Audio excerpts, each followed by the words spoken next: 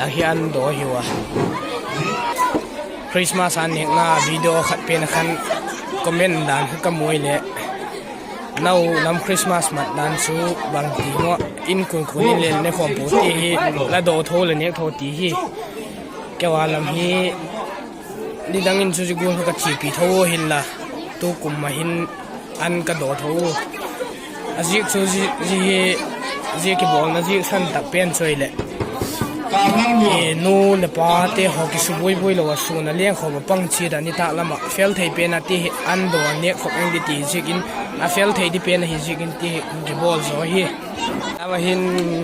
ส่งคนนี้นะกีบุยปากขัดที่น่าเชื่อมังุยไล่แล้วเนี่ยนะมัวพี่นี่สามมัวอีกคนไทยท้องหน้าวิดีโอบังคับก็เฮ็ดบิลตาเราดึงอ่ะฮัลโหลมาสามวันนี้บ้องซอยนั่นละกูเอสดิปูบ้องเงินมาเรียนนั่นสมาร์ทเดี๋ยวนี้เนาะกินบ่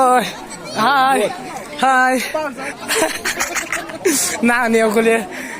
เอาเราด้านนั้นอ่ะด้านข้าริมกินแล้วดิ้งไอ้ป่าไปงี้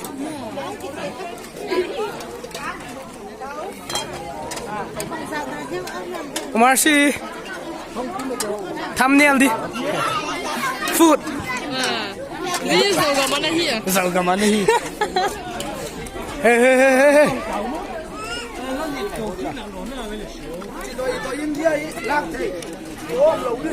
ชินเอสกาฮตันลุย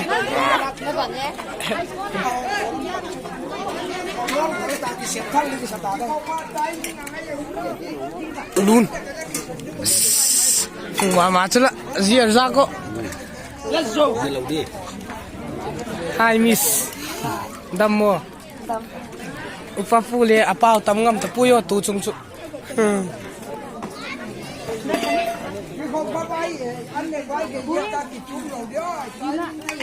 วิเวียก็วิจิตได้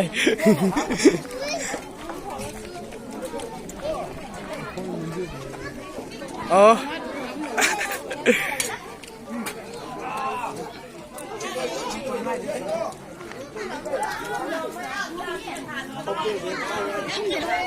มาได้เตะนังบัง